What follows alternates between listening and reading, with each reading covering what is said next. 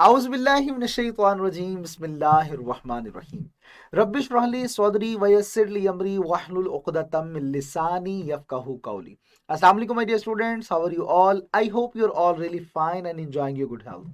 But today we are going to start another chapter of ours, and the name of this chapter is Business Messages and Correspondence. बेटा, आपका first chapter बहुत अच्छे तरीके से cover किया गया। मुझे उम्मीद है कि आई कैप की टेक्स्ट बुक के अंदर जो एंड पे एक्सरसाइजेस थी आप उनको सॉल्व कर रहे होंगे और अच्छे अंदाज से आपने उसे सॉल्व कर लिया होगा।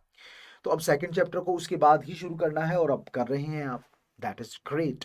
अब शुरू करने जा रहे हैं बेटा इस चैप्टर को विदाउट टाइम वेस्ट किए। कोरेस्पॉन्डेंस क्या होता है, पहले जरा इस बात को समझ लें। इससे मुराद है बेटा कम्युनिकेशन, बातचीत। आप जो कम्युनिकेट कर रहे होते हैं, कम्युनिकेशन कर रहे होते हैं, बातचीत कर रहे होते हैं, दिस इज एक्चुअली कोरेस्पॉन्डेंस। एक बात अब समझ ले बेटा, two ways of communication are use abundantly, बहुत ज्यादा तौर पे। First way is social communication and second way is called commercial communication. और commercial communication is entirely different from social communication. अब इनमें डिफरेंस क्या है, हमें इस चीज को समझना बहुत ज्यादा जरूरी होगा ताकि हम अच्छे अंदाज से अपनी चीज को कवर कर पाए। बेटा याद रखें कि जो सोशल कम्युनिकेशन होती है और कमर्शियल कम्युनिकेशन होती है, इनके दरमियान चार ऐसी चीजें हैं जो डिफरेंशिएशन लेकर आती हैं, डिफरेंशिएट करती हैं एक को दूसरे से। वो क्या है? पहली बात, अगर हम सोशल कम्युनिकेशन की बात करें तो वहां पे इररिस्पॉन्सिबिलिटी है जनाब। जो दिल में आए लिख दो, नो इश्यूज। लेकिन कमर्शियल कम्युनिकेशन में ऐसा नहीं आप कर सकते। इम्पर्सनैलिटी, पर्सनैलिटी का बिल्कुल भी ख्याल नहीं रखा जाता। आप किससे बात करें, किस अंदाज से करनी चाहिए, नो, कोई चक्कर नहीं है जिस चीज का। इसी तरह formality, formal way of communication use किया जाता है।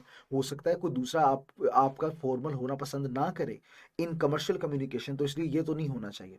पीछे हमने राइटिंग प्रोसेस में पढ़ लिया कि फॉर्मल कम्युनिकेशन यूज करनी है तो किसके साथ। इसी तरह ब्रेविटी, शॉर्ट लिखा जाता है सोशल कम्युनिकेशन में और तमाम पॉइंट्स को ज्यादा अच्छे से एक्सप्लेन नहीं किया जाता। इस वजह से ये डिफरेंट है कमर्शियल कम्युनिकेशन और सोशल कम्युनिकेशन। आइए मजीद आगे बढ़ते हैं और डिस्कस करते हैं। बेटा जो नहीं जानते कि बिजनेस के अंदर कम्युनिकेट कैसे किया जाता है, उन्हें बिजनेस मैसेजेस हो सकता है कि अनफ्रेंडली लगे, एंग्री लगे, लेकिन बिजनेस कम्युनिकेशन में तो ये यूज करना पड़ेगा आपको। अगर आप इस तरीके से लिखते हैं तो बहुत सी चीजें हैं जो अच्छे तरीके से एक फ्लो में चलने के लिए आपकी मदद करेंगी। जैसे मिसाल के तौर पर अथॉरिटी, आप फॉर्मल टोन जो यूज करते हैं अपनी कमर्शियल या बिजनेस कम्युनिकेशन के अंदर, ये बात बताती है कि आप रिस्पेक्ट करते हैं अपने बॉस की और आप समझ गए हैं कि जनाब आपकी कंपनी का रिपोर्टिंग स्ट्रक्चर क्या है। तो इस लिहाज से आप बात करते हैं, आप उस अथॉरिटी की कदर करते हैं। ऑब्जेक्टिविटी, ये खास मकसद, ऑर्गेनाइजेशन को जनाब जरूर इम्पार्शियल होना चाहिए, एक तरफ झुकाव नहीं रखना चाहिए, उसे जनाब न्यूट्रल रहना चाहिए, इम्पार्शियल होना चाहिए जब सेंसिटिव इश्यूज की बात आती है। आइए आगे बढ़ते हैं, मजीद डिस्कस करते हैं। रेगुलेशंस, जनाब ये बहुत ज्यादा मुश्किल होता है कंपनीज के लिए कि वो कस्टमर्स के साथ कम्युनिकेट करें, एम्प्लॉयज के साथ कम्युनिकेट करें एक ऐसे अंदाज से कि जो उन्हें मुसीबत में ना ले पाए, मुसीबत में ना लेके आए। यानी देखें ना, हमें कम्युनिकेशन करनी है तो ऐसे अंदाज से करनी कि बाद में मसला ना हो। ठीक है, लीगल रेगुलेटरी रूल्स को फॉलो करना बहुत ज्यादा जरूरी होता है इन बिजनेस कम्युनिकेशन, तो उसका ख्याल रखना तो जरूरी है ना, तो कहीं बाद में कोई ट्रबल ना आए, बाद में मसला पेश ना आए। इफेक्टिवनेस, जामियत, मौसरपन, बिजनेस के अंदर मैसेजेस जो होते हैं उन्हें स्पेसिफिक होना चाहिए, ब्रीफ होना चाहिए, लॉन्ग और इररेलेवेंट मटेरियल के यूज करने से इज्तनाब करना चाहिए। ये इस तरह से है कि आप मैसेज को बड़े ही मौसर अंदाज से समझ पाएं, इसके लिए ये जरूरी है। अब एफिशिएंसी की बात करते हैं। जनाब अगर आप टाइम सेव करना चाहते हैं, सेंडर यानी खुद अपना और जिसे भेज रहे हैं उसका, तो मैसेजेस को शॉर्ट और टू द पॉइंट होना चाहिए। यानी सोशल कम्युनिकेशन जैसा नहीं होना चाहिए कि बस थोड़ी सी बात लिख दी, बिकॉज है तो बी सी जेड लिख दिया, ऐसा नहीं। जिसमें आपने तमाम पॉइंट्स को कवर किया हो, लेकिन इतना भी बड़ा ना हो कि बंदा उकता जाए, यार ये क्या है, ये तो इरेलीवेंट है, इसकी तो जरूरत भी नहीं थी। इस किस्म की बातें आपको नहीं करनी चाहिए।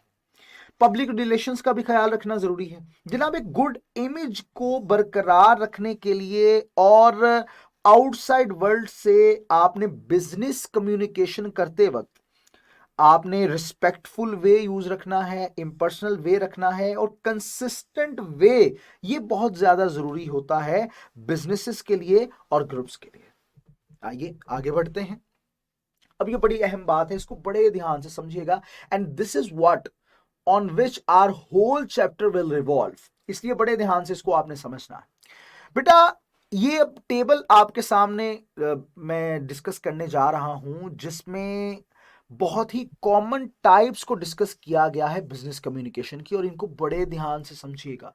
Common types of business communication अब डिस्कस की जा रही है। सबसे पहले जनाब सेल्स लेटर। जनाब जो सेल्स लेटर होता है, इसको एक ऑर्गेनाइजेशन की तरफ से भेजा जाता है एक शख्स को जो कि किसी चीज को बाय करने या आपकी सर्विसेज हासिल करने में इंटरेस्ट शो कर रहा होता है, तो उसके लिए जरूरी है।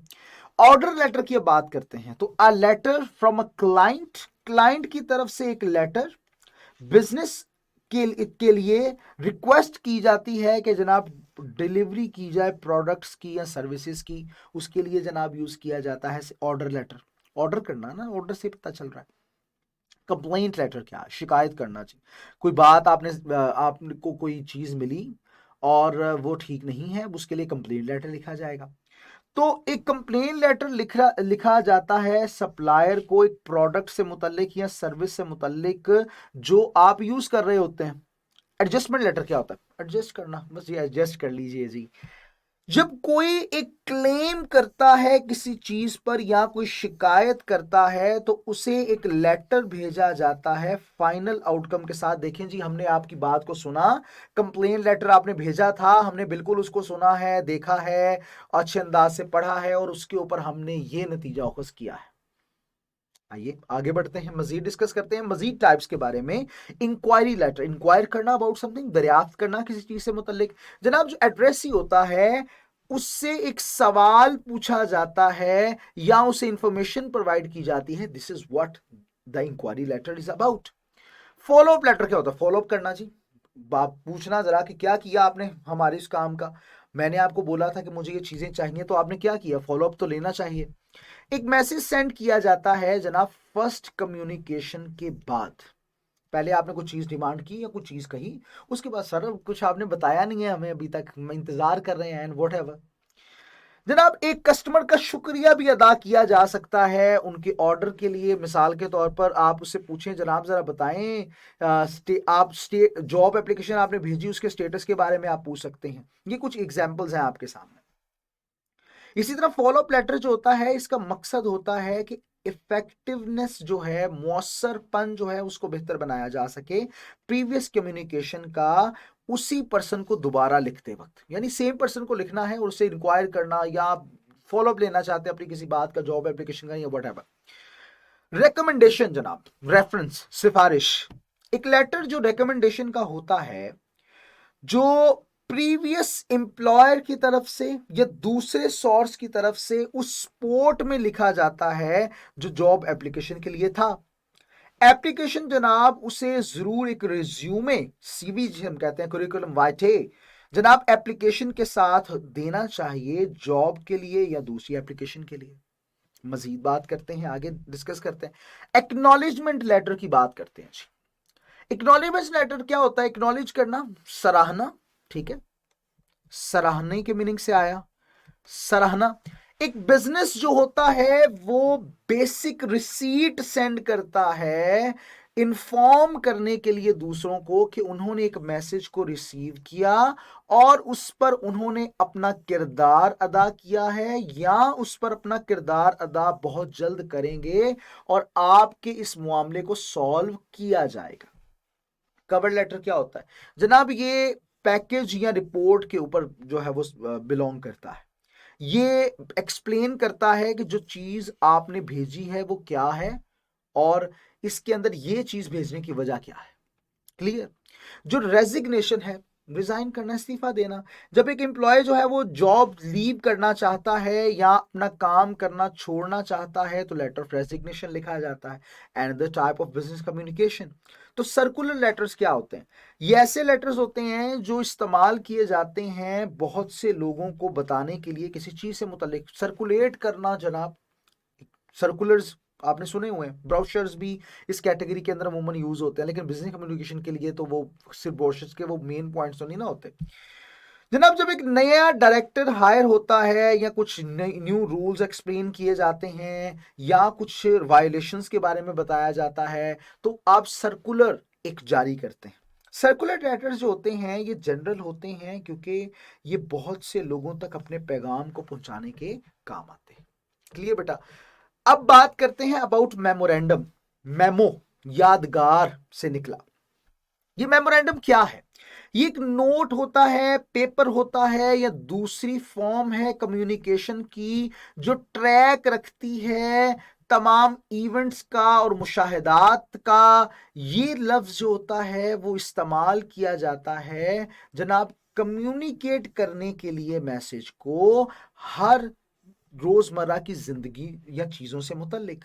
किसी को बताना कि जनाब एक अपॉइंटमेंट हुई है या उसे कोई फोन कॉल करना, ये सब आप मेमोरेंडम के अंदर बात हो यार मैंने आपको ये काम कहा था, memo, this is what memorandum. ठीक है, आप राइट भी कर सकते हैं, बता भी सकते हैं आज हमारे ऑफिस के अंदर एक नया इजाफा हुआ है, so this is what, this is memorandum. Agenda list होती है जनाब उन चीजों की जिसके बारे में सोचना होता है और फिर मीटिंग में हमने बात करनी है। जी आज एजेंडा ये है, इसके ऊपर जरा देख लें, हमने इसके ऊपर गुफ्तगू करनी है। मिनट्स रिकॉर्ड होता है जनाब क्या हुआ एक मीटिंग के अंदर, शॉर्ट फॉर्म के अंदर बताना, उसे मिनट्स का नाम देते हैं। रिपोर्ट जनाब लोग जो हैं वो खास चीजों के ऊपर अपनी एक ऑफिशियल रिपोर्ट या अकाउंट बताते हैं, जवाब तलबी करते हैं या बताते हैं जी हमने क्या इस चीज से मुतल्लिक जाना या परखा। फॉर्म ऑफ पेपर में किया जाता है। मिसाल के तौर पे एक प्रॉपर रिसर्च रिपोर्ट जो होती है ये बताती है कि एक कंपनी जो है वो कैसे उसको देखा गया, एक बिजनेस का प्लान क्या था। ये जो बिजनेस प्लान होता है ये शो करता है कि किस तरह से एक बिजनेस को स्टार्ट किया जाए। ये सब कुछ हम एक रिपोर्ट के अंदर देखते हैं। क्लियर बेटा? मुझे उम्मीद है कि यहां तक के सेक्शन तो आपको बहुत अच्छे तरीके से समझ आ गए होंगे इंशाल्लाह। यहीं से अब अपनी कम्युनिकेशन को हम अगले लेक्चर में स्टार्ट रखते हैं। अपना ढेर सारा ख्याल रखिएगा, मिलते हैं अगले लेक्चर में। अल्लाह हाफिज।